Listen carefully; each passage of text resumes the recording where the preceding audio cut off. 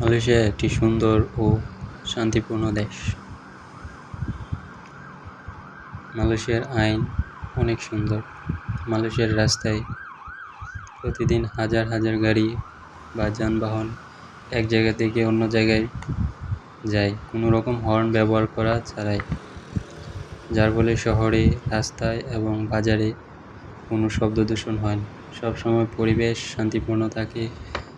তবে জরুরি ভিত্তিতে যেসব যানবাহন হর্ন ব্যবহার করতে পারবে সেগুলো হলো অ্যাম্বুলেন্স, ফায়ার সার্ভিস, পুলিশের গাড়ি, লরি এবং বাস।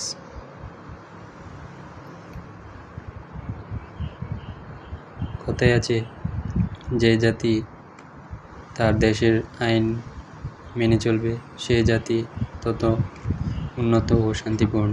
ঠিক তেমনই একটি হলো মালয়েশিয়া।